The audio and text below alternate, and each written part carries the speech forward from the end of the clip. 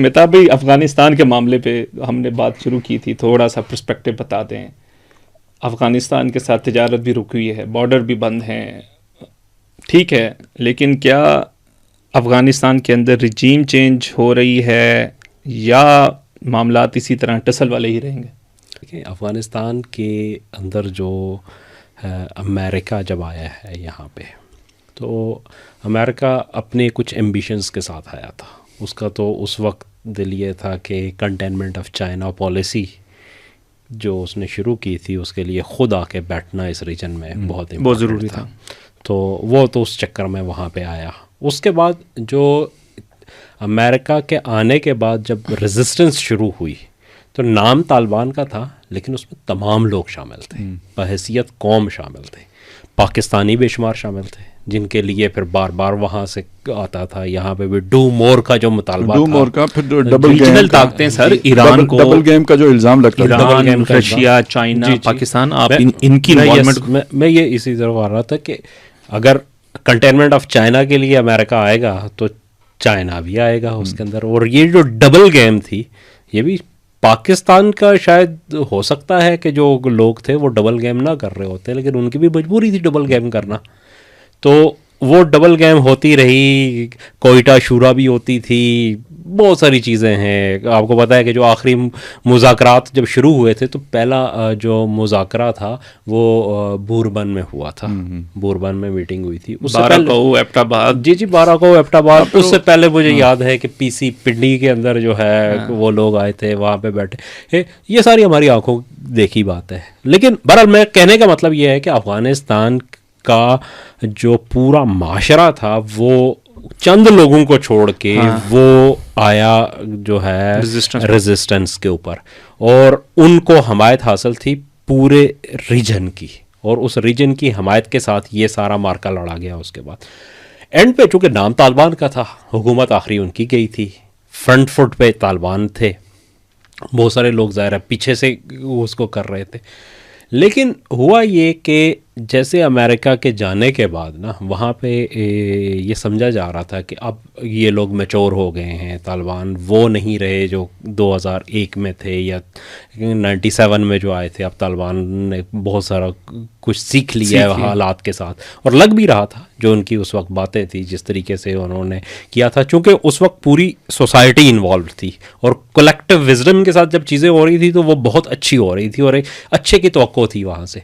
لیکن ہوا یہ کہ جیسے ہی ان کے پاس اختیار آیا تو وہ جو گوریلا وارفیئر کے اندر بہت اچھے تھے, اقتدار کے اندر آ کے ویسے ثابت نہیں ہو سکے. پہلی چیز تو یہ ہے کہ انہوں نے کوئی کولیکٹیو گورنمنٹ نہیں بنائی, اس کے اندر صرف طالبان کی جو تنظیم تھی اس تک محدود کر دیا اسے, حکومت کو. اور پھر طالبان کی تنظیم کے اندر سے بھی صرف ایک جو قدھاری گروپ تھا اس نے ساری قوت کو اپنے پاس جو ہے نا وہ مرتکز کر لیا, اور باقی سب کو سائڈ لائن پہ کرتے چلے گئے. اس کے بعد سے یہ ہوا کہ اب جو گیم ہے افغانستان کے اندر وہ 5-6 لوگوں کے گرد گھوم رہی ہے, اور ان کا مائنڈ سیٹ پورے افغانستان کو ریفلیکٹ کر رہا ہے, طالبان کو ریفلیکٹ کر رہا ہے. اور ان کا معاملہ یہ ہے کہ وہ ٹپیکل قسم کی جو ایک آرتھوڈاکس سوچ پائی جاتی ہے, مسلکی ملا ٹائپ, ہاں ایک اس کا بھی نمائندہ, اور جس کے اندر پھر اس کے ساتھ جو ہے وہ قندھاریوں کے اندر نا ایک خاص طرح سے وہ ہے کہ افغانستان کے وہ جو پہلے ذکر کر رہے تھے کہ ہم جو ہے وہ بادشاہت ہمیشہ وہ قندھاریوں کے پاس رہی ہے اور یہ ہمارا اس کے اوپر ہے, باقی سارے یہ جو ہے نا یہ ہندوستان والے ان کے اوپر بھی 1000 سال ہم نے حکومت کی ہے. اچھا یہ جو ہے نا وہ ایرانی ہیں, یہ بھی ہمارے وہ رہے ہیں, غلام رہے ہیں, وہ رہے. اگرچہ کہ صورتحال کچھ ہے کہ افغانستان خود مطلب اگر اس سینس میں لیا جائے, مطلب اسلام کے اندر ظاہر ہے غلامی کا وہ تصور نہیں ہے, تو افغانی خود بھی غلامی رہے ہیں. جب جو ہے جو پوری دلی سلطنت تھی اس کے اوپر تو سارے ترک تھے, سینٹرل ایشیا کے سارے لوگ تھے, وہ سارے سینٹرل ایشیا کے لوگ تھے, اور حکومت وہ آ کے دلی میں کر رہے تھے. کابل تو ان کا متحد ایک علاقہ ہوتا تھا, اور قندھار کے اوپر تو اکثر تو ایران کا ہی قبضہ رہا ہے وہاں پہ. تو خیر وہ ایک الگ کہانی ہے, ہم اس کو چھوڑ دیتے ہیں. لیکن یہ سوچ جو ہے نا اور ایک خاص رجیم جی بالکل ایسے ہی ہے، وہ ایک رجیم تک مرتکز ہو گئی ہے. اور دوسرا یہ ہے کہ ایکسٹرنل فیکٹر بھی اب جو اس کو ان کو ضرورت تھی اب اس کے لیے جو انڈیا کے ساتھ فیکٹرز ہیں، اور دوسرا ایکسٹرنل امریکہ بھی ہے، امریکہ کے جو پاورز ہیں اب ان کو حمایت حاصل ہے اس کی. نہیں دیکھیں اس وقت جو افغان کی جو گورنمنٹ چل رہی ہے وہ کیسے چل رہی ہے، آپ کو پتہ ہے کہ اس کو کے لیے لائف لائن جو ہے وہ امریکن امداد ہے، جو ہر سال وہاں سے ہر مہینے کے مہینے وہاں سے آ رہی ہے، ڈے ون سے آ رہی ہے، ڈے ون سے آ رہی ہے، اسی کے اوپر وہ ساری کی ساری چل رہی ہے. اس لیے یہ تصور کر لینا کہ یہ کوئی بڑی مطلب مجاہد قیادت ہے، یہ ایک تو اس کے لیے غلط ہے. وہ اس کو پورٹرے ضرور کرتے ہیں لیکن پریکٹیکلی یہ چیز نہیں ہے. دوسری چیز یہ ہے کہ ان کا خیال یہ ہے کہ پاکستان کو بلیک میل کرنے کا بہترین آئیڈیا یہ ہے کہ آپ ہندوستان کے ساتھ پینگیں بڑھانا شروع کر دیں، اور ہندوستان کے اندر بھی آپ ایک طرف مجاہد ہیں، ایک طرف وہ ہیں، اور آپ کی جو کلیبریشن بن رہی ہے وہ کس کے ساتھ بن رہی ہے؟ خالصتاً ہندوتوا کی جو طاقت اس وقت ہندوستان کے اوپر قابض ہے، جن کا ایجنڈا ہی یہی ہے کہ بر صغیر کو مسلمانوں کے وجود سے پاک کرنا ہے، اسے اکھنڈ بھارت بنانا ہے. آپ ان کے ساتھ بیٹھ کے آپ کہہ رہے ہیں ہماری 5000 سال پرانی تاریخ ہے، اسلام کو تو 1400 سال ہوئے ہیں، مطلب اس میں تو پھر نفی ہو گئی اسلام کی. اگر آپ کی تاریخ 5000 سال ہے تو اسلام تو پھر چھوٹا سا ایک فرکشن ہے اس کے اندر. مسلمان کی کون سی تاریخ ہے اس سے پہلے؟ قبل از اسلام میں تو ہم زمانہ جاہلیت کہتے ہیں اسے. تو اگر آپ زمانہ جاہلیت کو بھی اپنے ساتھ ٹو کر رہے ہیں اور یہ آپ کا وزیر جو ہے وہ ملا متقی جا کے یہ بیان دیتا ہے، تو اس کا مطلب تو بڑا کلیئر ہے وہاں پہ. اور اس صورتحال نے پھر یہ کیا کہ وہاں پہ لوگوں کو انہوں نے کر کے جو ہے نا ایک ایسی پوزیشن کی کہ اب وہاں سے تشکیلات ہونا شروع ہو گئیں کہ پاکستان کے اوپر جہاد ہونا جو ہے نا وہ ضروری ہے. ٹی ٹی پی کے کچھ لوگ تھے جو ظاہر ہے وہاں پہ موجود تھے، ان کو فری ہینڈ دیا گیا. وہاں سے پھر مسلسل جب دراندازی ہونا شروع ہوئی تو پاکستان کا ان سے ایک ہی مطالبہ تھا کہ آپ اس کو روکیں.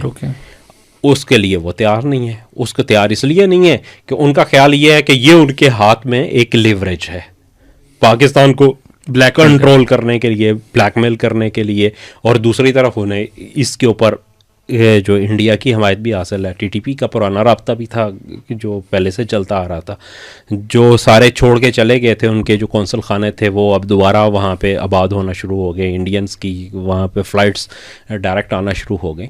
تو اس صورتحال نے وہاں پہ ایک ایسی صورتحال بنا دی ہے کہ جب پاکستان سے انہوں نے کہا کہ اسی زوم میں کے اندر کہ پاکستان سے ہم تجارت بھی ختم کر رہے ہیں، بند کر دی جی، پاکستان کے اوپر حملہ بھی کر دیا، پاکستان نے جواباً حملہ کیا، یا ادھر سے پہلے ہوا ادھر سے بعد میں ہوا، اس کو ایک طرف رکھتے ہوئے آپ ایک اس کے مائنڈ سیٹ کو دیکھیں کہ اگر آپ لے کے آ رہے ہیں اس وقت، آپ کے پاس پہلی بات ہے ڈالر نہیں ہے خریدنے کے لیے. افغانستان کے ساتھ ایون جو پاکستان کے ساتھ بھی تجارت ہوتی تھی وہ موسٹلی بارٹر سسٹم پہ ہوتی تھی، یا پاکستانی کرنسی استعمال ہوتی تھی اس کے اوپر، چونکہ افغانستان کے پاس تو کوئی زر مبادلہ موجود نہیں ہے افغان حکومت کے.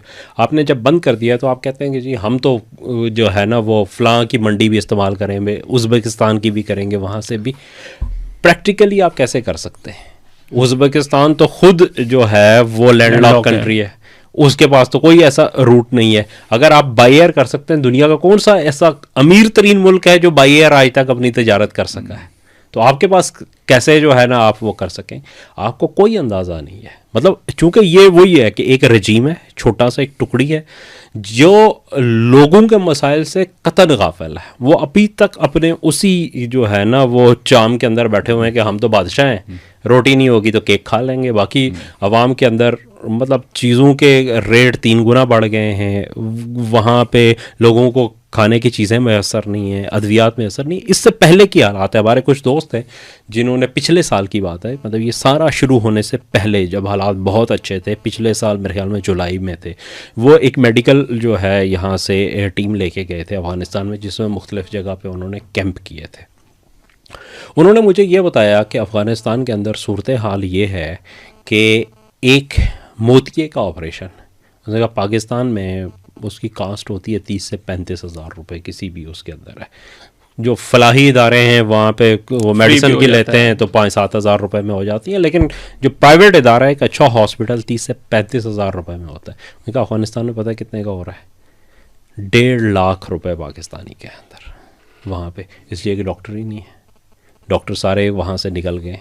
چھوٹی چھوٹی جو ہے وہ بیماریوں کا علاج وہاں پہ میسر ہی وہ تو نہیں سارے پاکستان آتے ہیں اور سارا علاج آکے ایون کہ یہ ڈینٹسٹری کا بہت بڑا بزنس پشاور میں وہ سارا افغان پیشنٹس اور افغان سارے ہی اس کے اوپر دار و مدار ہے. اور دوسری بات یہ تھی کہ ایک مطلب میں ابھی اس سینیریو میں دیکھ رہا تھا خالد صاحب کہ پاکستان میں ہمیشہ بارڈر بند کرنے میں ایک بہت بڑی کیونکہ ڈپینڈنسی ہے پاکستانی جو لوگ بارڈر کے قریب ہیں ان کی افغانستان میں. تو میرا خیال ہے ان کے رویے کی وجہ سے اب پاکستانی حکومت کو جواز مل گیا, اب آلٹرنیٹ روٹ جہاں پہ نکل آئیں گے. تو اس میں الٹیمیٹلی نقصان کس کا ہو رہا ہے؟ افغانستان کا, افغانستان کیونکہ ان کی منڈی تھی نا, ہم تو اس کے خریدار تھے. اصل میں یہ لوگ حکمرانی کے قابل نہیں ہیں, اہل ہی نہیں ہے. یہ صرف ایک مسئلہ نہیں ہے. اگر آپ یہ دیکھیں کہ مانتے ہیں کہ پاکستان ایک طاقتور ملک ہے, پھر ساتھ کہتے ہیں کہ ہم ڈیورنٹ لائن کو نہیں مانتے, تو نقصان کس کا ہوگا؟ بیوقوفو. دیکھیں میں اور آپ, ہماری طاقت کا کوئی توازن نہیں ہے, میں آپ کا مقابلہ نہیں کر سکتا, تو میرے اور آپ کے درمیان کوئی معاہدہ ہونا چاہیے نا, ساری چیزیں سیٹلڈ ہوں تاکہ لڑائی نہ ہو, کیونکہ لڑائی جب بھی ہوئی میں مارا جاؤں گا. ظاہر ہے, ٹھیک ہے, ایک سرحد ہے. اگر پاکستان طاقتور ہے تو اسے کہنا چاہیے میں نہیں مانتا, میری سرحد تو آگے ہے. یہ نہیں کہہ رہا, جو کمزور ہے وہ کہہ رہا ہے میں نہیں مانتا, تو اسے عقل ہو تو وہ یہ کہے. اچھا خالد صاحب, اس میں بھی بڑی دلچسپ سی کہانی ہے کہ وہ کہتے ہیں کہ جی انگریز سامراج نے بنائی تھی تو ہم اس سرحد کو نہیں مانتے. اچھا جو دوسری طرف ہے ازبکستان کے ساتھ, تاجکستان کے ساتھ, ترکمانستان کے ساتھ, انگریز نے بنائی تھی, وہ نہیں, وہ سوویت سامراج نے بنائی تھی اور اس کو وہ مان رہے ہیں. مطلب یہ کیا لاجک ہے بھائی؟ جب آپ کا ایک معاہدہ ہو گیا اس وقت, وہ وہاں سے ہو گئی, چیزیں سیٹلڈ ہو گئیں, آپ ایک صدی بعد آ کے آپ اس کو کہہ رہے ہیں, دوسری طرف جو بنی ہوئی ہے اس کو تو آپ تسلیم کر رہے ہیں. مطلب تاریخی طور پہ اگر آپ دیکھیں تو دریائے آمو سے پار کا جو علاقہ ہے, خصوصاً ازبکستان کا جو پہلا ترمز شہر ہے امام ترمزی کا, وہاں تک تو افغانستان کی سرحد رہی ہے ہمیشہ. بخارا کا جو ہے وہ الگ ریاست تھی, ترمز تو ہمیشہ سے, مزار شریف اور ترمز جو ہے یہ تو سسٹر سٹیز رہے ہیں.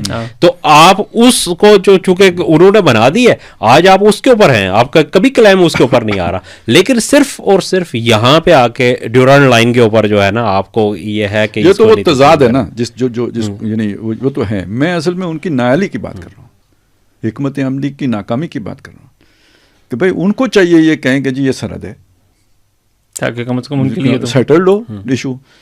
اچھا, یعنی یہ ایک چیز ہوگی. دوسرا یہ کہ یہ لوگ کس حال میں ہیں, انہیں روٹی نہیں ملے گی تو کیا ہوگا, تکلیف میں ہوں گے تو کیا ہوگا, اس کی کوئی چنتا نہیں ہے.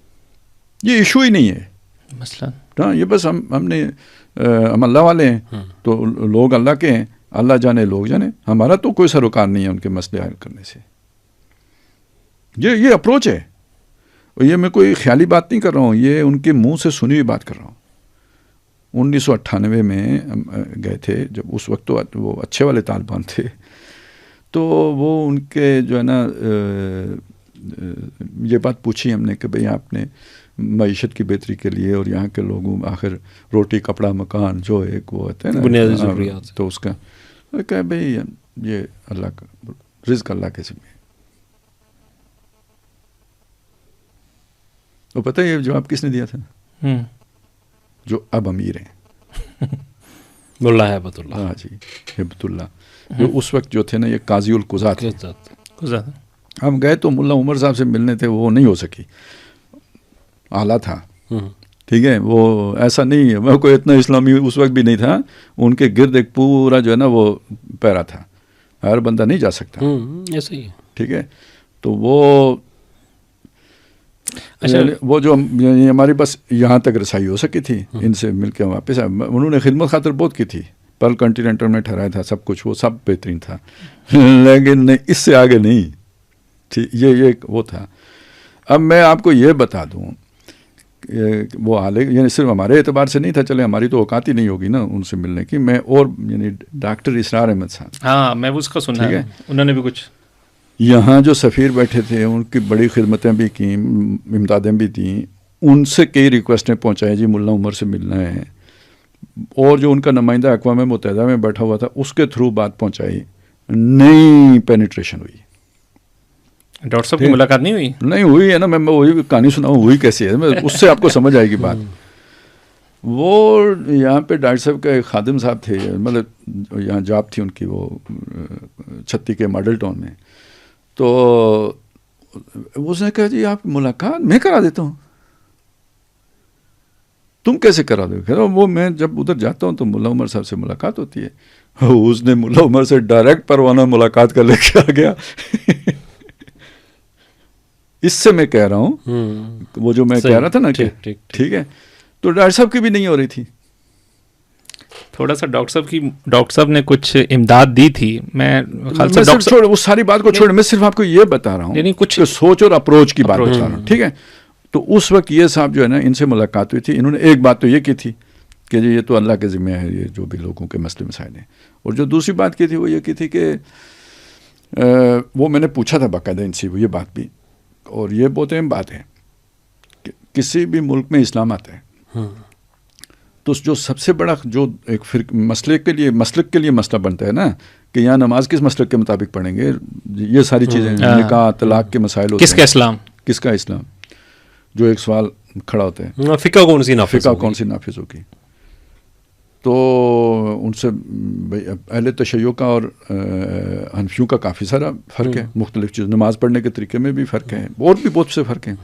تو میں نے ان سے یہ بات پوچھی کہ بھئی یہ آپ نے اہل تشیع کا نام لے کے پوچھا کہ بھئی آپ نے ان کے لیے نکاح طلاق یہ وہ جو ان کے مسئلے ان میں ان کو اجازت دی ہوئی ہے یا کیا کرتے ہیں. انہوں نے کہا یہاں ظاہر شاہ کے زمانے سے فقہ حنفی نافذ چلی آ رہی ہے سب کے لیے. اچھا یہ کسی زمانے میں یہ بات غلط نہیں تھی ان کی، ٹھیک تھی، اور یہ کہ جبر سے نہیں تھا، یہ اس وقت کے اہل تشیع کے اتفاق سے تھا، اور یہ ہندوستان میں بھی رہا ہے. ایسے ہی ہے، ٹھیک ہے، یہ ہندوستان میں بھی رہا ہے. وہ اور دور تھا نا اس وقت، جو ہے نا اہل تسنن بھی ایسے تو نہیں تھے جیسے اب ہیں. تو وہ اس لیے وہ رواداری تھی تو وہ چل جاتا تھا، دونوں طرف چل جاتا تھا. آج کے دور میں نہیں چل سکتا، اب زیادہ ریجیڈیٹی آ گئی ہے ہر طرف، پولرائزیشن بڑھ گئی ہے. پھر وہ ایران کا فیکٹر بھی تھا، ان کو کوئی ککھ پتہ نہیں تھا اس بات کا کہ یہ اگر ہماری یہ اقلیت ناراض ہوگی تو یہ ایران کے یعنی خواہ مخواہ ان کے جو ہے نا وہ حمایتی پراکسی بن جائیں گے. کوئی نہ پرواہ نہیں. اچھا آپ نے مطلب دو سوالات میرے بس کوئکلی اس کو کرتا ہوں. ایک تو آپ نے جب واپس آپ نے دورہ، کیونکہ 98 والا وہ دور تھا جو طالبان بہت قریب تھے پاکستانی عوام کے بھی، اور سر اس قریب ہونے کے باوجود یہ بھی میں آپ کو بتا دوں یہ ڈیورنڈ لائن کا اصل میں ایشو ایک اور وجہ سے بھی ہے نا. یہ جو ایک پہلا کوئی معاہدہ ہوا تھا نا جو لارڈ کرزن کے ساتھ ان کا، اس میں یہ کوئی 99 سال کا پٹا تھا، 1893 سے 1993 جی جی ٹھیک ہے. تو یہ جو 1919 میں افغانستان بنا ہے نا اس میں یہ سرحد تسلیم کر لیا گیا تھا. یہ ایک کنفیوژن یہ پیدا کرتے ہیں کہ یہ جناب 99 سال کا پٹا تھا جو ختم ہو گیا ہے، وہ باقی سرحدوں کے ساتھ اس کا یہ ڈیفرنس بھی ایک ہے. لہذا اس وقت ان کے ساتھ یہ ایشو اٹھایا گیا تھا کہ بھائی اس کو ہم پرماننٹ کر دیتے ہیں. یہ پاکستان چونکہ پاکستان کے حمایت یافتہ تھے تو پاکستان نے ان کے ساتھ یہ ایشو تب اٹھایا تھا. یعنی یہ گڈ بلکہ بیسٹ طالبان کے دور کی بات ہے. مجھے وہ گڈ ہمارا وہ ہوتا تھا گڈارا گڈسٹ. تو یہ گڈسٹ طالبان کے دور کی بات ہے کہ جس میں وہ انہوں نے آفر یہ ریجیکٹ کر دیا تھا. یہ ہم نہیں مانتے، یہ ہماری قوم کو بولنے کی، جس قوم کی وہ اوقات ہے کہ کھائے گی کہاں سے کوئی پرواہ نہیں ہے، لیکن اس مسئلے میں آ کے قوم کو آگے رکھ لیا تھا کہ جی وہ ہمارے لوگ ہم سے خفا ہو جائیں گے. ایسی. اچھا وہ جو آپ نے آ کے تجزیہ لکھا تھا، میرے خیال سے اس ٹائم ہمارا میگزین تھا تنظیم اسلامی کا، اس پہ وہ شائع بھی ہوا تھا. تو آپ نے باقی سادگی اور ان کے معاملات کو تو ڈسکس کیا. ایک ڈسکس کیا تھا کہ جو جبر ہے اس میں ان کی جو انٹیلیجنسیا ہے، جو مطلب اس میں وہ جو معاشرے کو چلا رہی ہوتی ہے وہ وہاں سے ڈپیوٹ کر کے جو سوسائٹی کے اپنے اسٹرکچر کے لیے بڑی نقصان دہ ہے. اس پہ انشاءاللہ میں ڈسکشن کروں گا، ابھی تو نہیں، نیکسٹ پروگرام میں. بس آخری ایک چیز ہے، ڈاکٹر صاحب کا جو آپ نے حوالہ دیا، ڈاکٹر اسرار احمد صاحب، ہم نے 90s میں دیکھا طالبان کے بڑے حامی رہے، ایک پروموٹر رہے، بڑی حمایت ان کے سامنے تھی اور اس کو جس طریقے سے آئیڈیلائز بھی کرتے رہے.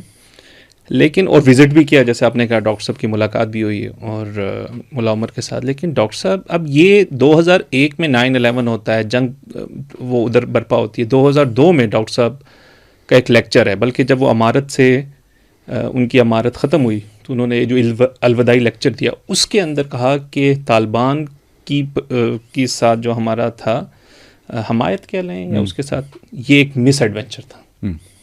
اور ڈاکٹر صاحب نے اس چیز کو اپنی حکمت عملی کی مطلب آپ اس کو کیا کہہ سکتے ہیں غلطی تسلیم کیا آپ نے. اس میں ڈاکٹر صاحب نے کہا تھا کہ میں اپنی امارت میں یا میں نے اپنے دور میں جو مسٹیکس کی اس میں ایک تحریک خلافت والا بھی تھا ایک طالبان والا. اتنی جلدی ٹوسٹ یا اتنی جلدی ڈاکٹر صاحب کو رجوع کرنا اور یہ رجوع لوگوں کی آج بھی نظر میں نہیں ہے نہ تنظیم نے اس طرح پورٹری کیا یہ تو.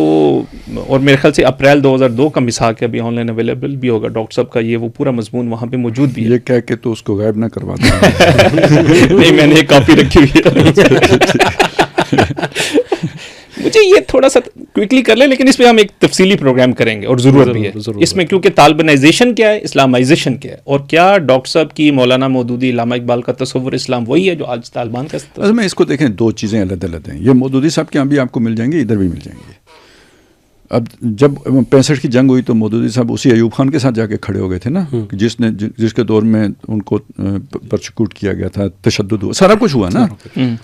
تو جب آپ کے سامنے کوئی دشمن آ کے کھڑا ہو جاتا ہے تو پھر آپ کی چیزیں اگر وہ آپ کہ آپ نے کوئی مفادات نہیں ہے تو پھر آپ ساتھ دیتے ہیں. ہمدردی پیدا ہوتی ہے. ہمدردی کے علاوہ بھی آپ کا فرض بنتا ہے ساتھ. تو اس کو ذرا اس اعتبار سے دیکھیں اچھا کہ بھائی وہ آگے ساری دنیا ان کی مخالف تھی تو ایک مسلمان ان کے ناطے آپ کو ان سے ہمدردی ہونی چاہیے. آئیڈیالوجیکل جو اختلاف ہے وہ اپنی جگہ پہ ہے لیکن وہ ایک جو سارے کفار مخالف ہیں تو اس کے مقابلے میں ہمدردی کا پیدا ہونا یہ ایک ضروری بات ہے. غیرت ایمانی کا تقاضا ہے. وہ میرا خیال ہے ہر مسلمان ہر دینی جذبہ رکھنے والے آدمی کے اندر ہوگا. وہی ڈاکٹر صاحب کا بھی تھا. اچھا اب یہ ملنے کا ایجنڈا کیا تھا یہ ہے بات. ملنے کا ایجنڈا ان کی بیعت کرنے کا نہیں تھا. ملنے کا ایجنڈا میں بھی گیا تھا نا. میں آپ کو بتایا ہم کیوں گئے تھے. ڈاکٹر صاحب کی جو کتاب ہے عصر حاضر میں خلافت نظام خلافت کے کا وہ کیا ہے خد و خال ڈھانچہ یا خد و خال جو ہے نا مطلب آج کی اسلامی ریاست کا وہ کیا ہوگا یا اسٹیٹ کرافٹ کیا ہوگا جو بھی آپ اسے کہیں اس کا پہلے فارسی ترجمہ کرایا گیا. اچھا صحیح وہ ہم ساتھ لے کے گئے. تو اب ایک ایجنڈا ہے نا آپ اپنا ایک دعوتی ایجنڈا لے کے جا رہے ہیں تو وہ آپ ظاہر ہے پھر آپ اس میں مؤلفۃ القلوب بھی ہوتا ہے ایک اچھا وہ جسچر بھی دینا ہوتا ہے نرمی بھی برتنی ہوتی ہے. وہ تو فرعون کے ساتھ بھی نرمی برتنے کا کہا گیا ٹھیک ہے. وہ ساری چیزیں اصل میں اس ایک ہدف کے تحت تھیں اور وہ ہدف آپ کا اپنا نظریہ ہے نہ کہ ان کی آئیڈیالوجی. صحیح ٹھیک ہے. اس کو صحیح جگہ پلیس کرنا چاہیے. اچھا یہ اس کا بیلنس رکھنا بھی بہت مشکل ہوتا ہے. اب دیکھیں نا 71 میں وہ بنگلہ دیش والے مسئلے میں البدر اور الشمس کا مسئلہ ہے. اب لوگ اسے اسٹیبلشمنٹ کی بی ٹیم کے ساتھ جوڑیں گے. بعض چیزیں ایسی ہوں گی بھی جو ویسی ہی لگیں گی. صحیح. تو یہ اتنا آسان نہیں ہوتا ہے اس کو بالکل علیحدہ علیحدہ کر کے رکھ دینا. مکس ہو جاتے ہیں. یہ جیسے وہ ہوتے ہیں نا وہ جو حقیقی اسلام اور قانونی اسلام. تو اب کہاں سے قانونی اسلام شروع ہوتا ہے تو کہاں سے حقیقی اسلام شروع ہوتا ہے. یہ بڑا مشکل مسئلہ ہے. یہ کوئی مطلب اس کو آپ نہیں کر سکتے. اور اس میں ذرا سے امبیلنس کریں تو وہ تکفیر والا مسئلہ شروع ہو جائے گا. تکفیری سوچ آ جائے گی اور یہی آتی ہے لوگوں کے اندر. تو اس وجہ سے یہ جو ڈاکٹر صاحب کا یہ سارا جو ان کے ساتھ ہمدردی کا پہلو اس وجہ سے تھا کہ دشمنوں کی نظروں میں تھے اور ایک پوٹینشیل بھی نظر آتا تھا ان کا کہ بھائی اگر یہ اس آئیڈیالوجی کو لے لیں تو جو ہم یہاں کوشش کر رہے ہیں اس کا پہلا نمونہ وہاں پیش ہو جائے گا. اور ڈاکٹر صاحب نے بیان بھی کیا ہے کہ پیچھے جو سینٹرل ایشین اسٹیٹس ہیں وہ تو ماڈل کی تلاش میں ہیں. تو اگر ایک بہتر ماڈل افغانستان میں قائم ہو جاتا ہے تو وہ ان کے لیے بھی ایک رول ماڈل کی حیثیت اختیار کر لے گا. صحیح ٹھیک ہے. ان کی سادگی ہر کسی کو متاثر بھی کرتی تھی اور قربانی کا جذبہ بھی متاثر کرتا تھا. وہ ابھی والے تو نہیں تھے نا, وہ اس وقت والوں کی بات کر رہے ہیں. تو وہ یہ دو چیزیں بھی ان کے اندر تھیں. تو یہ ساری چیزیں تھیں, یہ پیکج بنتا تھا. اب 2002 میں جا کے کیا ہوا؟ اچھا اس میں ایک جو 9/11 ہو گیا اور امریکہ نے بیچ میں چھلانگ لگا دی تو سب کی ہمدردی ان کے ساتھ ہو گئی. کیا جماعت اسلامی, کیا مولانا فضل اللہ, سب کی ہو گئی. دفاع پاکستان کونسل بن گئی. اس کو ڈاکٹر صاحب نے مس ایڈونچر قرار دیا تھا کیونکہ اس میں بہت یعنی وہ اپنی اس سے باہر جا کے کریز سے کھیلنے والا عمل ہو گیا تھا. اسی میں وہ بھی تھا کہ بھئی ایم ایم اے کو سپورٹ کیا تھا اشتہار دے کے ٹھیک ہے. وہ بھی وجہ تو وہی افغانستان کا وہی دفاع پاکستان و افغانستان کے حوالے سے تھا. وہ بھی بلکہ پہلے دفاع افغانستان ہی تھا, پھر اس کو دفاع افغانستان اور پاکستان یہ کیا گیا. اچھا اسی میں پھر وہ ان کو چندے بھی دیے گئے, وہ جو میں آپ سے ذکر کر رہا تھا, یہ پروین مشرف کے دور میں دیے گئے. یہاں پہ جب عبدالسلام ظہیر صاحب ہوتے تھے تو ان کا وہ کمرہ بھرا ہوتا تھا. ابھی وہ پچھلے دنوں ہمارے وہ جو یہاں کے امیر تھے ان کا انتقال ہوا ہے, تو ان کے بیٹے بتا رہے تھے کہ یار وہ گاڑی بھر کے لے کے جایا کرتے تھے, ہم جا کے ان کو دے کے آتے تھے. ٹھیک ہے, تو یہ ساری چیزیں اس کو پھر ایک موقع پہ جا کے ڈاکٹر صاحب نے, چوں پتہ ہے مسئلہ کیا ہوا تھا, مسئلہ یہ ہوا تھا کہ تنظیم کے اندر ذہن سازی الٹی ہو گئی تھی. یہ یعنی تنظیم کے اپنے لوگ جو ہے نا ان کے اس مروب ہو گئے تھے اس فکر سوچ کے, اس فکر اور سوچ کے, اور یہی پھر مصیبت بنی ہے نا تنظیم. ابھی تو وہ گویا اسی رنگ میں رنگی گئی, یہاں تک کہ 2011 میں جو اب امیر تھے انہوں نے کہہ دیا کہ جی اگر طالبان نے پاکستان پر حملہ کیا تو ہم ان کے فرنٹ لائن الائی بن جائیں گے. ٹھیک ہے, یہ جب روڈ ڈاکٹر صاحب نے دیکھی ہے نا تو تب پھر ڈاکٹر صاحب نے وہ والی تقریریں شروع کی ہیں کہ ہمارا ماڈل وہ ماڈل نہیں ہے. ہاں ہمیں وہ نہیں ہے. پھر بعد میں ڈاکٹر صاحب نے اور بھی اسے کھول کے بیان کیے. پھر ایران کے ماڈل کو بھی اب دیکھیں, یہ 2002 کی وہ آپ بات بتا رہے ہیں نا میثاق میں, وہ بات کی ہے. 2004 میں جب انہوں نے کہا کہ پاکستان کے خاتمے کی الٹی گنتی شروع ہو گئی ہے تو اس میں انڈیا کے ساتھ جوڑا ہے افغانستان کو. اب پاکستان پہ دو طرفوں سے جو ہے نا وہ آئے گا, یلغار ہوگی, اور وہ ایک طرف سے انڈیا کرے گا اور دوسری طرف سے افغانستان کرے گا. ٹھیک ہے, پھر اس کے بعد 7 کے قریب 2007 میں لیکچر کیے ہیں ڈاکٹر صاحب نے, جب ایمرجنسی لگی تھی مشرف کی, کہ اسلامائزیشن اور طالبانائزیشن آف پاکستان. ٹھیک ہے, اس میں بھی اسی چیز کو اجاگر کیا. ڈاکٹر صاحب نے اس ٹائم تقسیم کی تھی نا ورٹیکل اینڈ ہاریزنٹل, اور کہا تھا کہ ایک یہ آپ کا شمال سے اور ایک جنوب سے, ادھر ایک علاقائی, ادھر سے MQM کا کہا تھا, اور یعنی ایک لبرلزم اور سیکولرزم. یہ پرویز مشرف کی روشن خیالی یہ پوری طرح منعکس ہو رہی تھی نا جو کراچی سے یلغار تھی, اور اس کے اینٹی تھیسس کے طور پر یہ جو انتہا پسند مذہبی سوچ تھی تو یہ گویا شمال سے آ رہی ہے. تو یہ ڈاکٹر صاحب نے دونوں کا ذکر کیا تھا, اور بیچ میں عوام پسند. ٹھیک ہے, تو اصل میں یہ ساری بیک گراؤنڈ ہے جس میں ابھی آپ اپنے آپ کو بہت جو ہے نا ریلیکس فیل کرتے ہو. وہ ایک اصل ٹینشن کا دور تھا نا. تو وہ میں بتا یہ رہا تھا آپ کو کہ یار وہ پھر ڈاکٹر صاحب اس ایک اذیت سے گزرے ہیں, یہ جو سارا ایک ہوا نا, اور تنظیم کے اندر بھی پولرائزیشن ہوئی ہے, ٹوٹ پھوٹ ہوئی ہے, اور مطلب وہ ایک کٹی پتنگ بن گئی نا, کوئی ہدف ہی نہیں رہا. اور اسی محبت میں ڈاکٹر صاحب کی جو اصل سوشل تھاٹ تھی, یا ڈاکٹر صاحب کا یہ جو ایک ماڈرن اس کو تو باقاعدہ کاؤنٹر کیا گیا نا, اسے باقاعدہ کاؤنٹر کیا گیا. پھر اسے کاؤنٹر کرنے کے لیے ڈاکٹر صاحب کو بھی متنازع بنایا گیا, مودودی صاحب کو بھی کیا گیا. ہر طرف پھر یہی ہوا نا, وہ لوگوں نے پھر وہ بات ہی کرنا چھوڑ دی. اصل میں تو وہ سوشل تھاٹ تھی جو لوگوں کے سامنے لے کے آنے, وہ نہ جماعت اسلامی لائی نہ تنظیم لائی. اس کا نقصان ہمارے پاکستان کو یہ بھگتنا پڑے نا. اگر وہ چیزیں پوری شد و مت کے ساتھ لوگوں کے سامنے ہوتی تو نہ آپ کسی طالبان ماڈل سے انسپائر ہوتے, نہ کوئی آپ کو نئے تبدیلی کے نام پر گمراہ کرتا. تو یہ ایک درجے میں ٹھیک ہے وہ پروجیکٹ جس کسی کا بھی تھا, لیکن جو شعور کی کمی تھی کہ جس کو ایکسپلائٹ کیا گیا, وہ جنہوں نے شعور دینا تھا, ابھی ہم نے کریڈٹ دیا ہے شروع میں کہ اگر کچھ لوگوں میں وہ شعور رہ گیا تو وہ ان کی تعلیمات کا نتیجہ تھا. یہ وہ لوگ ہیں جو ان تعلیمات تک خود پہنچے, ان کی بنائی ہوئی جماعتوں نے وہ تعلیمات پروپیگیٹ نہیں کی, جس کی وجہ سے میسج تک نہیں پہنچی, جس کا ناجائز فائدہ ان جعلی لیڈروں نے اٹھایا اسلامی ٹچ کے ساتھ. بس میں بات لمبی ہوگی لیکن کنکلوڈ اس پہ میں تابعی سے بھی کمنٹ اور آپ سے بھی کمنٹ لے لیتا ہوں. مطلب سر آج مذہبی جماعتوں کی اب وہ ویلیو نہیں جو ہمیں چیلنج درپیش ہے, جو نئی جنریشن ہے, جس طریقے سے ان کے سامنے افکار اور ایک رو ہے, پروپیگنڈا کا سیلاب ہے, اور پھر اس میں یہ فینومینا, یہ یوتھ فینومینا جو آیا ہے اور جس طریقے سے بہا ہے, اس میں بہت زیادہ متاثر تو خود جماعتیں ہوئی ہیں ہماری. مطلب اسلامی جماعتوں میں جو پروپیگنڈا, ایک یوتھزم, اور جو عمران خان کو جیسے انہوں نے ریاست مدینہ, ابھی بھی وہ لوگ کہتے ہیں کہ خلیفہ امیر کے جو اوصاف ہونے ہیں وہ عمران خان میں شد و مت کے ساتھ. ایک چیز کو سمجھ لیں, یہ ایک پروسیس ہے. یہ دنیا پوری قدامت پرستی کی طرف جا رہی ہے, یا قدامت پسندی کا ہو, یعنی ٹرمپ بھی اسی کا نمونہ ہے نا قدامت پسندی کا, یہ مودی بھی اسی کا ہے. ٹھیک ہے, یعنی دو عظیم لبرل ملک ہڑپ ہو گئے. ہم اتنے لبرل نہیں ہیں لیکن ہم بچ گئے. وہ اس اعتدال کی وہ انتہا پہ تھے نا، لبرلزم کی انتہا، اس کا ریورسل آیا، قدامت پسندی کی طرف آئی. اس کو ذرا ذہن میں رکھو. میں آپ کے سامنے ایک بات رکھتا ہوں. مسلم کریکٹرسٹکس کے اوپر جو ہے نا علامہ اقبال نے ایک مضمون لکھا ہے، اور اس میں ایک بات کی ہے دنیا کی بھی، کہ دنیا میں ایک وقت میں ہیرو ورشپ جو ہوتی تھی نا، وہ ایک طاقتور انرجیٹک اور یہ مسکولر بندے کی ہوتی تھی. ٹھیک ہے، ٹھیک ہے، کھا گیا مار گیا وہ جو پہلوان، ٹھیک ہے، اس کی فالو کیا جاتا، وہ ہیرو تھا، معاشرے کا ہیرو وہ بنتا تھا.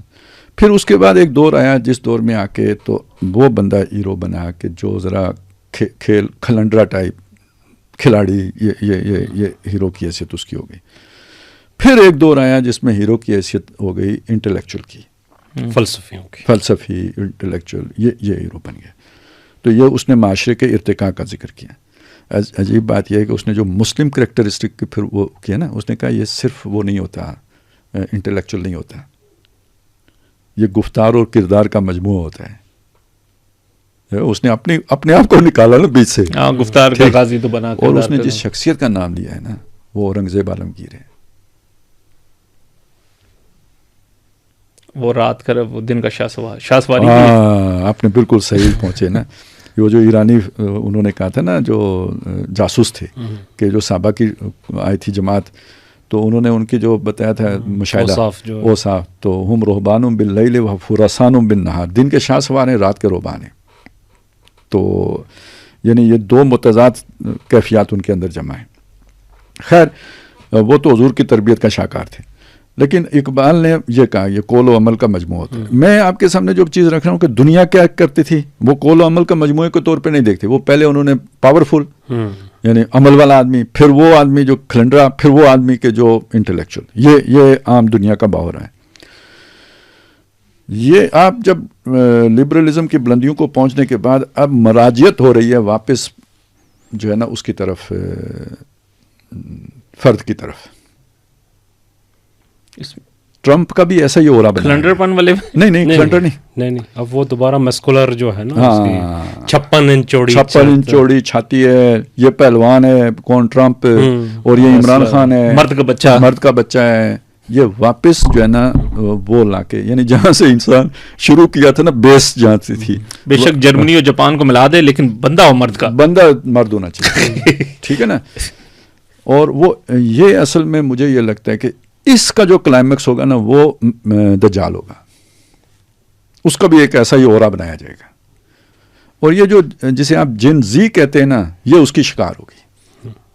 یہ خلائی مخلوق ہے بالکل، اسے کوئی زمین پر اس کے پاؤں نہیں ہے، اور یہ آرام سے اس پراپیگنڈے یا بیانیے کی نظر ہو جائے گی جو آپ اپنے یہ ٹولز کے ذریعے سے جو پراپیگنڈا کرتے ہیں. اور یہی ہوا ہے، آپ کی بھی وہی جنریشن اس لپیٹے میں آئی ہے. تو کاؤنٹر کیسے سمجھنے والا بندہ تو نہیں آ سکتا، وہی جنریشن آئی ہے جو اس طرح کی ہوتی ہے. مقابلہ سوائے نظریات کے کیا ہے؟ میں یہی چیز خالد صاحب نے جو کہی ہے، جو جہاں سے بات شروع کی تھی آپ نے کہ یہ جو بھی احیائی تحریکیں ہیں وہ بھی، اور جو اسلامی تنظیمیں ہیں وہ بھی غیر متعلق ہوتی جا رہی ہیں. اس کی وجہ کیا ہے؟ کبھی سوچا آپ نے کہ وہ خود جو ہے اپنا ہدف گوا بیٹھے، ان میں سے کسی کے پاس کوئی ٹارگٹ ہے ہی نہیں اس نے کرنا کیا ہے. آپ دیکھیں کہ مثال کے طور پر میں آپ کو بتاؤں کہ ابھی جماعت اسلامی کا اجتماع تھا تو اس کے اندر ایک بحث چل رہی تھی کہ موسیقی کتنی ہونی چاہیے. 2022 میں جو امیر العظیم صاحب ہیں موجودہ جنرل سیکرٹری، ان کا ایک سرکولر جو انہوں نے جاری کیا ہوا ہے کہ موسیقی کے اوپر جو ہے نا وہ بڑی شدت کے ساتھ جو محسوس کیا گیا اس کو ختم کیا جائے، لیکن اس کے اوپر امپلیمنٹ نہیں ہو سکا. مرکز کا جو سرکولر ہے اس کے اوپر جماعت کے اندر بھی آج تک امپلیمنٹ نہیں ہو سکا. یہ ایک پرابلم ہے اور لوگ کنفیوز ہیں، قیادت کنفیوز ہے اس کے اوپر. مقصد یہ ہے کہ یہ بحث ہونی چاہیے. ایک چیز اور بھی ہے، ایک چیز یہ بھی ہے، یہ بحث ہونی چاہیے. اس کے ساتھ پیرالل ایک اور چیز آئی ہے، یعنی یہ تو ایک فرد کے کریکٹر کا بات تھی نا، تو اس سے جب وہ یعنی ایک اور چیز بھی پیدا کی گئی جس کی محبت لوگوں کے اندر پیدا کی گئی، وہ پھر ادارے اور ملک ہیں. وہ جو ہم وہ کہیں کہ جیسے قبیلہ ادارہ ہے، ملک ہے، پھر اس کو بھی ایک پیدا کی. یہ جس دور میں آپ پہنچے نا، یہ اب کو ملکوں کے بھی ٹوٹنے کا وقت آ گیا ہے. وہ ملکوں کے ساتھ وہ محبت باقی نہیں رکھی جائے گی، وہ کسی فرد کے ساتھ ہی جوڑ کے تو وہ سارا کام کیا جائے. ٹھیک ہے. اسی میں تحریکوں کے ساتھ بھی ہوا ہے. مجھے قدرت کا منصوبہ بھی یہی لگتا ہے. میں آپ کے جو اس کی میں دلیل دینا چاہتا ہوں وہ یہ دیکھیں، ہم آپ دینی اعتبار سے بات کو دیکھیں نا، تو جو اللہ تعالیٰ نے مختلف اوقات میں انبیاء بھیجے، وہ اصل کریم انسانیت کی تو وہ ہے نا، بے شک، یعنی اصل جو کریکٹرسٹک جو ہے نا وہ تو وہ بنتا ہے نا، جو مرد مومن کا جو ہوتا ہے، تو وہ اس پہ تو سب سے ٹاپ آف دا ٹری جو شخصیات ہوں گی وہ حضرات انبیاء کی ہوں گی. وہ پورا ڈپارٹمنٹ ہی اللہ نے ختم کر دیا. اس کا بھی تو کوئی منصوبہ ہے نا. تو گویا وہ اب انسان کو کسی شخصیت کے ساتھ نہیں جوڑنا چاہ رہا کہ تم نے اس کو فالو کرنا ہے. اگر جوڑنا ہوتا تو انبیاء کو برقرار رکھتا. یہ خدائی منصوبہ ہے.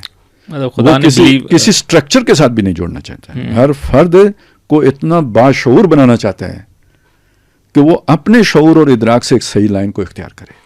اس کے لیے اس نے قرآن مجید کو رکھ دیا ہے کہ بھئی یہ وہ رسی ہے، اس کے ساتھ چمٹ کے تو تم اپنا جو ہے نا قلعہ مضبوط کر لو. تو اب ہر فرد کو وہ باشعور بنا، یعنی خدا کا منصوبہ ہر فرد کو باشعور بنانے کا ہے. اس لیے بھی جماعتیں کمزور ہو رہی ہیں. شخصیات پہلے ختم ہو گئی، اب جماعتوں اور ملکوں کے بھی کمزور ہونے کا دور آ گیا. اب میں آپ کو دنیا کی سوچ کے اعتبار سے ایک بات بتاتا ہوں. دیکھیں ایک ٹکراؤ جو ہے نا وہ یعنی یہ جو لبرلزم ہے نا، یہ انسانی سوچ کے اعتبار سے معراج ہے نا کہ انسان کسی کی غلامی کیوں قبول کرے، آزاد ہو. وہ علیحدہ بات ہے، خدا سے بھی آزاد ہو، یہ ذرا بڑی چھلانگ لگا دی، اپنا نفس کا غلام ہے. لیکن دیکھیں انسان کا غلام بننا انتہائی گھٹیا حرکت ہے یا نہیں ہے؟ تو جن لوگوں کے اندر یہ سوچ اور لبرلزم کی، تو وہ تو انسانیت کے اعتبار سے قابل فخر ہیں کہ وہ کسی کی غلامی قبول کرنے کے لیے تیار نہیں ہے. مکلف نہیں ہوتا. غلط سوچ وہ ہو گئی کہ وہ خدا کی بھی نہیں کرنے کے لیے. اب اس میں ایک بڑا مسئلہ آ جاتا ہے کہ بھئی یہ جو فرد اور جماعت کا ٹکراؤ ہے، جماعت یہاں مراد اب ملک ہے. جیسے جدید اسلام میں یا کوئی سٹرکچر ہے، جدید اسلام میں کہتے ہی ہیں ایجنسی ورسز سٹرکچر، سٹرکچرلزم. ہاں جی. تو یعنی یہ سٹرکچر ہی کی صورت ہے نا، یہ ملک بھی. تو جب تک سٹرکچر ڈسٹرائڈ نہیں ہوتا، ایجنسی کی یعنی ایک فرد کی پوری طرح گرو کرنے کا موقع نہیں ملے گا. اس کے اوپر وہ چھت رہے گی نا سٹرکچر کی. اچھا آپ چھت ہٹا دیتے ہیں تو انارکی وجود میں آتی ہے، یعنی فرد کسی حدود و قیود کا پابند ہی نہیں رہا. تو اب اس نے کیا کرنا ہے؟ میرا جسم میری مرضی، تو تیرا جسم تیری مرضی، تو دو مرضیاں لڑ پئیاں، تباہی. ٹھیک ہے، انارکی. یہ کیسے مطلب ایک طرف آپ اچیو کریں وہ ہائیسٹ لیول کہ بندہ آزاد ہو اور دوسری طرف انارکی نہ پیدا ہو. یہ سب تب ممکن ہے ہر آدمی اتنا باشعور ہو کہ خود اپنی سیلف اسٹیم سے وہ رائٹ پاتھ پر چلنے والا ہو، کسی خارجی دباؤ کے بغیر، کسی سٹرکچر کے پریشر کے بغیر وہ بالکل صحیح رخ جو ہے نا وہ لائن پہ کو ٹو کرے. انارکی نہیں پیدا ہوگی. ویلیو سٹرکچر اس کے اندر اتنا مضبوط ہو جائے خود کہ وہ ویلیو سٹرکچر آفاقی ہونا چاہیے، وہ بغیر چلان کے ڈر سے مڑ کے بات وہیں آئے گی، وہ قرآن کے سوا کوئی نہیں ہو سکتا. تو یہ تعلیم اور ایجوکیشن اور شعور ہے جو آپ یعنی اس لبرلزم کا بھی لازمی تقاضا ہے، نہیں تو انارکی ہوگی. تو یہ جو بھی یہ ٹوٹ پھوٹ ہے نا، دیکھیں آپ مطلب اس کے اندر جو تباہی ہے، بربادی ہے، اس کو آپ اس کا انالیسس کریں. لیکن اگر وہ اللہ کی طرف سے ہے تو اس کے اندر کوئی پازیٹیوٹی بھی تو ہوگی نا، وہ بھی تو ڈھونڈنی پڑے گی. تو اصل انسانیت کی معراج وہ ہوگی کہ انسان کے اوپر کوئی خارجی چیک نہ بھی ہو تو وہ اللہ کی تابعداری کر رہا ہو. وہ جیسے کہا نا سب سے بہترین عبادت تنہائی کی عبادت ہے. تو جب آپ پوری طرح آزاد ہوں، کوئی آپ سے پوچھنے والا آپ پھر بھی کہیں نہیں میں نے اللہ کے خلاف نہیں جانا، یہ کلائمیکس ہوگا اور یہ شیطان کی اصل شکست ہوگی. اور انسان اجتماعی طور پر بغیر نبیوں کے وہاں پہ پہنچ جائے، یہ پوری انسانیت کی جیت ہوگی شیطان کے مقابلے میں. تو we are heading towards that. نہیں لیکن نہیں خالد صاحب، اس کو تھوڑا سمجھا دیں. اس کے اندر نا پرابلم مجھے جو چیز مجھے نہیں سمجھ آ رہی وہ یہ ہے کہ آپ نے کہا کہ یہ اس کی منزل ہے، یہ بات تو سمجھ آ گئی، یہ الٹیمیٹ جو گول تو نظر آ گیا اس کے. اب مسئلہ یہ کہ اس تک رہنمائی کس نے کرنی تھی؟ آپ کو وہ راستہ بھی تو دکھانے والا چاہیے تھا نا، وہ پاتھ وے تو چاہیے تھا. اب مسئلہ یہ ہے کہ ایک طرف تو ہے جو اس راستے سے بھٹکانے کے لیے جو ہے بہت منظم کوشش ہو رہی ہے، دوسری طرف وہ تنظیمیں اور تحریکیں جنہوں نے اس راستے کی طرف شعور دینا تھا وہ خود کنفیوز ہیں کہ بھائی کیا کرنا ہے. وہ کوئی شارٹ ٹرم گول ہوتے ہیں کسی کے لانگ ٹرم گول ہوتے ہیں. وہ دیکھیں وہ اسٹرکچر بنے نا, اور اسٹرکچر بھی جسے کہتے ہیں مطلب دنیا میں اس کی مثالیں نہیں ملیں گی جس طرح کی جماعت اسلامی کا اسٹرکچر ہے یا تنظیم اسلامی کا اسٹرکچر ہے. یہ تو ریاستوں کے اسٹرکچر بھی اس طرح کے نہیں ہوتے, سیاسی جماعتوں کے بھی اسٹرکچر یہی ہے. یہ بہت ہی یعنی وہ لسن اینڈ اوبے والے اسٹرکچر ہیں. یہ میرا خیال ہے ہماری دین کی اسپرٹ یہ نہیں ہے. کیا ہم نے سب دین کے نام پر ہے, ہر شے کے لیے ہدایت وہ حدیثیں موجود ہیں, سمعنا و اطعنا, ٹھیک ہے. میری سمجھ کے مطابق جماعت اسلامی تنظیم اسلامی میں فرق کوئی نہیں ہے, اگرچہ کہ وہ ایک شخصی بیعت پہ قائم ہے, دوسری دستوری بیعت پہ قائم ہے. الٹیمیٹ رزلٹ جو سمع و اطاعت کا وہ ایک ہی ہے.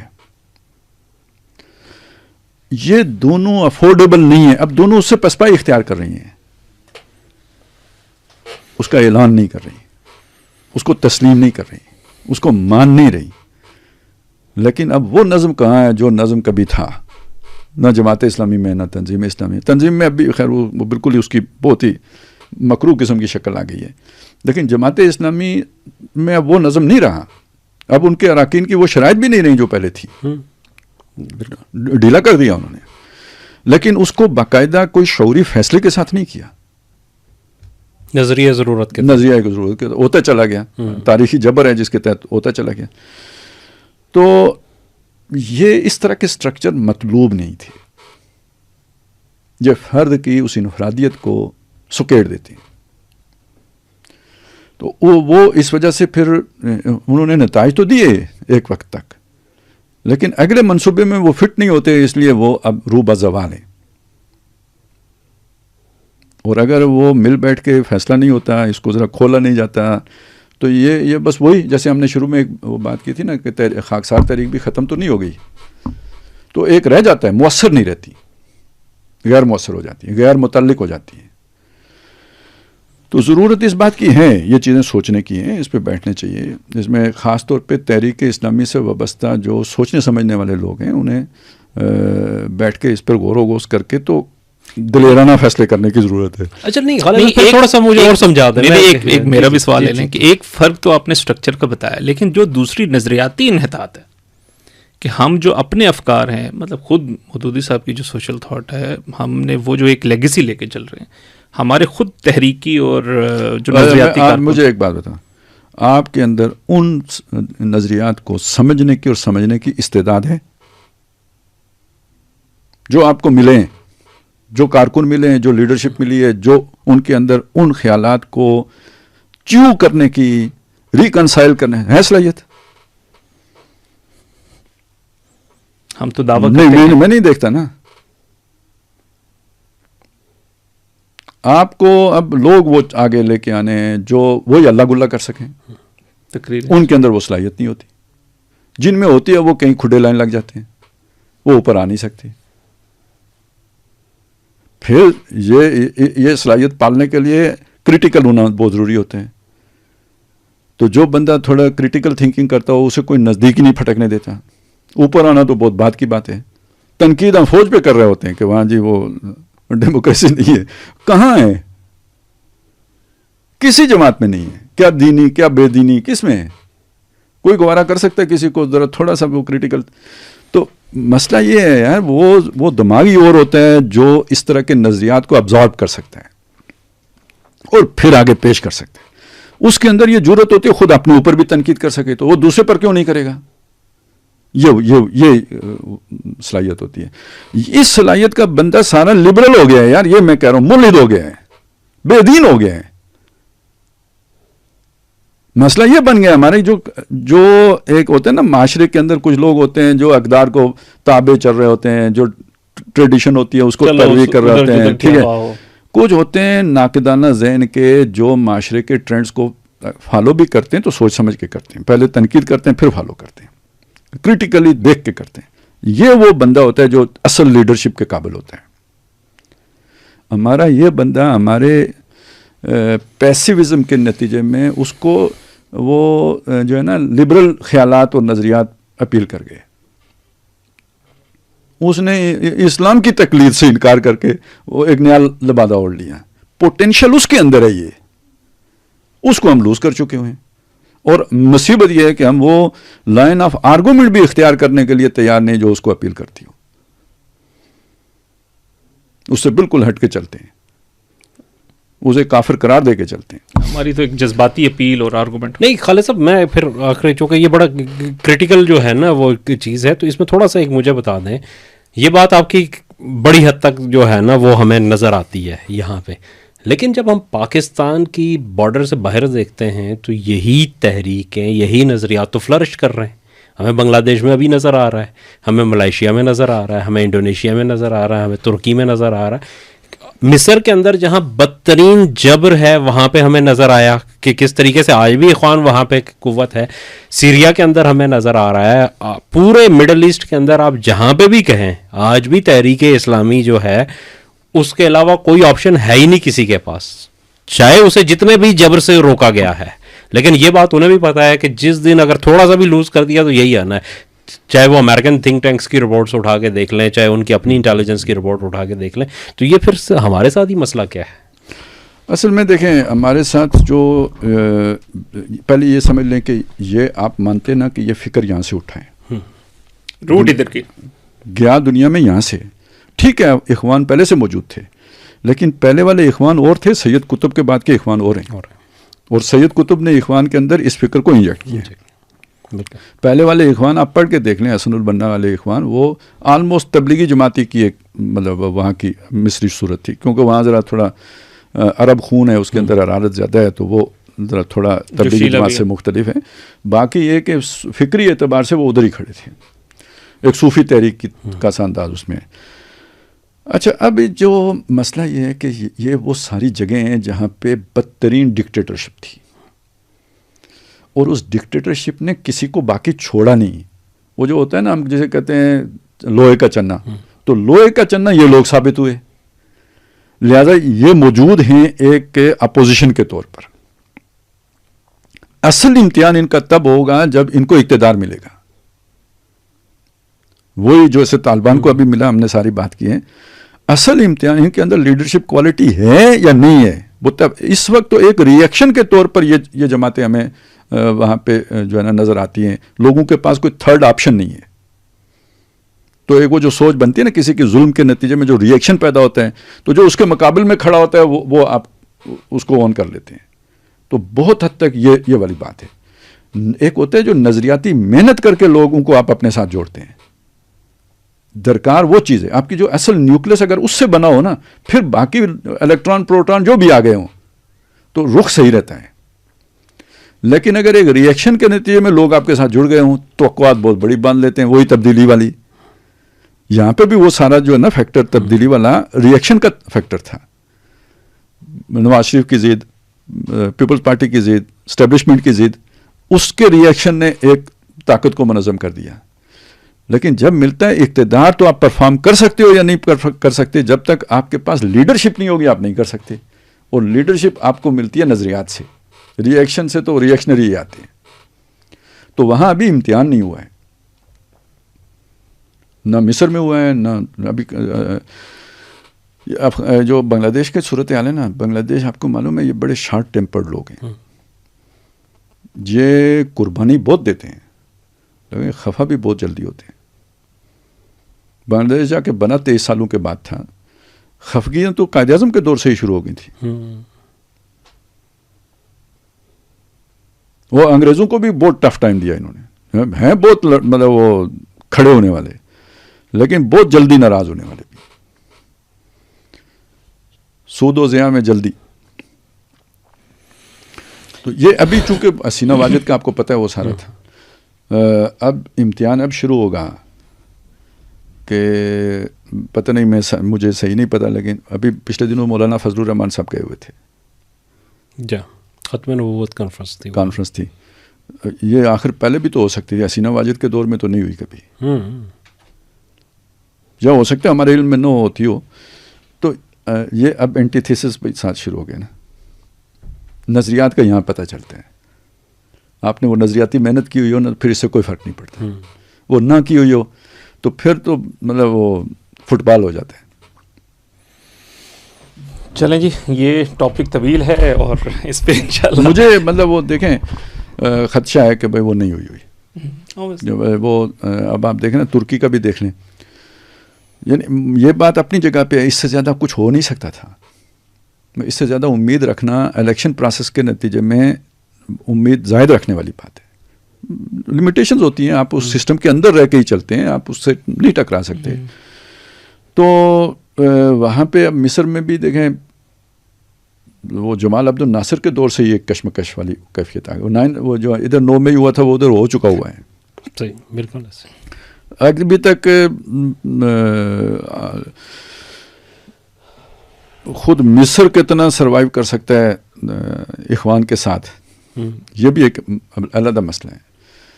تو اصل میں جس طرح کی قیادت چاہیے موجود نہیں ہے. ایک جہاں دیدہ ویژنری ویسی قیادت جو نا, وہ لوگ کہیں اور چلے گئے, ہم نہیں اکٹھے کر سکتے. اس کا میں کہتا ہوں نقصان. مودودی صاحب کی سوچ فکر بہت یہ دعوت دین اور اس کا طریقہ کار میں نا مولانا امین حسن اصلاحی نے اس پر پورا ایک چیپٹر باندھا ہے. یہ مطلب یہ ایسا ہے کہ جس کو پبلکلی ڈسکس کرنا شاید اتنا مفید نہ ہو, لوگ اسے وہ غلط معنی لے لیتے ہیں, لیکن چیزیں اپنی جگہ پہ بالکل ٹھیک ہیں. اس میں ایک چیپٹر ہے کہ بھائی دین کے اصل مخاطب کون, وہ بہت اہم چیپٹر ہے. وہ ہماری تحریکوں نے اس سے صرف نظر کیا ہے. ہم آ گئے ہیں اس عیسائی طریقہ کار کے اوپر کہ لوگوں کی مدد کرو, ان کو ساتھ جوڑ لو. یہ ہمارے دین میں بھی ہے, لیکن اس کی اہمیت ثانوی ہے. پہلی وہ ہے ادعو الی سبیل ربک بالحکمت والموعظۃ الحسنہ. موعظہ حسنہ بھی بعد میں آتا ہے, حکمت پہلے آتی ہے. اور دوسرا وہ کہ قل ھذہ سبیلی ادعو الی اللہ علی بصیرۃ انا ومن اتبعنی. مطلب مودودی صاحب نے بڑی کلیئرٹی کے ساتھ یہ ساری تصریحات اور یہ تنقیحات اور یہ کیا ہے, وہ مائنڈز کو اپیل کرنا. وہ کتنے مشکل مضامین ہیں جو انہوں نے سادگی سے بیان کیے. مضامین سادے نہیں ہیں, اسلوب سادہ ہے, سلیس ہے. مضامین تو سادے نہیں ہیں, کوئی ہاتھ نہیں لگاتا ان کو, اور جس نے لگایا اسے حل نہیں ہوتا. یہ جو حقیقی اور قانونی مسلمان والا فرق ہے, اس کو نہ سمجھنے کے نتیجے میں یہ ساری تکفیری سوچ پیدا ہوتی ہے نا. بالکل. اور یہ ضرورت ہماری تھی, ہماری AI تحریکوں کی تھی, اس کو پراپرلی ایڈریس کرتے. ہم نے اس کو کسی نے پرواہ نہیں کی. یا تو وہ پھر وہ تکفیری والوں کی سوچ چھا گئی, اور مقابلے میں وہ کیا ہے پاکستان, پیغام پاکستان آ گیا. اصل جو بیچ کی بات تھی وہ آئی نہیں, جو اصل چیز تھی, جو دونوں طرف کے سوچنے والوں کو سیٹل کر سکتی تھی. انتہا پسند کبھی نہیں سیٹل ہوتے, لیکن وہ جن کے اندر کیوریوسٹی ہوتی ہے, جو ناقدانہ جائزہ لے سکتے ہیں خود اپنے موقف کا بھی, ان کے سامنے جب وہ معتدل بات آتی ہے تو وہ اسے قبول کرتے ہیں. تو جب تک آپ ان نازک مضامین کو لے کے اس مشکل جو ہے نا کو پکڑیں گے نہیں دانتوں سے, تو کیسے اس طرح کے مٹیریل کو اپنی طرف کھینچیں گے. یہ ہے میں جو بات کہہ رہا تھا کہ وہ کسی نے چھیڑا ہی نہیں اس مضمون کو. تو مودودی صاحب نے کیا علمی چسکے لینے کے لیے وہ بیان کیا تھا, یا تحریکی ضرورت تھی؟ وہ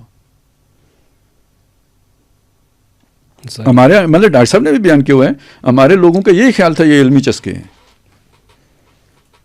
غیر ضروری مباحث ہیں, ان کو بیان کرنے کی ضرورت نہیں ہے. مطلب کیا ضرورت ہے وہ خلافت و ملوکیت میں جو پورے تمہیدی وہ جو مباحث ہیں, جو چیپٹر, وہ تو خیر وہ کنٹروورشل چیزوں پہ لے گئے, لیکن ڈاکٹر مطلب مودودی صاحب نے فرق واضح کیا. خلافت کیا, اس کا اسٹرکچر کیا, اس کی حیت کیا ہوتی ہے, وہ ڈیولپ کیسے ہوتی ہے. اس میں بھی خلافت و ملوکیت میں بھی سب سے اہم بات جو تھی کہنے کی, وہ تو یہ تھی نا کہ اصل میں مضمون ہے میں, یہ تو ایک چیپٹر ہے جس پر سارے اعتراضات ہیں. جو اصل تھیم ہے اس پر کتنوں نے بات کی ہے. یہ جتنا مناظرے ہوتے ہیں, لڑائی جڑائی, وہ سارا ایک چیپٹر پہ ہوتے ہیں. ہمارے جو اپنے جو لوگ اسے آن بھی کرتے ہیں, یعنی جو باقاعدہ اس کے مناظر بن کر آ جاتے ہیں, غیر جماعتی بھی, جماعت سے باہر کے بھی لوگ, وہ بھی اسی ایک چیپٹر پر ہی کھڑے ہوتے ہیں. اس کے اصل جو تھیم ہے اس سے انہیں کوئی بحث نہیں ہوتی. یا یوں کہہ لیں کہ وہ متفقہ علیہ ہیں. نہیں سر, متفقہ علیہ کدھر ہیں؟ فرق یہ ہے, میری بات سنیں, کسی کو شعور ہی نہیں ہے ان باتوں کا. اب آج کے دور میں ایک آدمی حکومت کو نہیں مانتا, اس کا کیا سٹیٹس ہوگا؟ اس کو دور خلافت راشدہ کے کس مسئلے سے نکالیں گے؟ میں کوئی مجھ سے پوچھے میں کہوں گا یار یہ تو بڑا اللہ تعالیٰ کی رحمت ہوئی ہے کہ حضرت علی رضی اللہ تعالیٰ عنہ نے 6 مہینے بیعت نہیں کی. آپ اسے بیان کریں گے جو بھی اس طرح کے لوگ بیان کرتے ہیں ایک فتنے انگیز طریقے سے بیان کرتے ہیں. میرے لیے اللہ نے ہدایت کی رہنمائی کا بندوبست اس میں رکھا ہوا ہے کہ بیعت کیے بغیر بھی آپ سٹیزن رہ سکتے ہیں.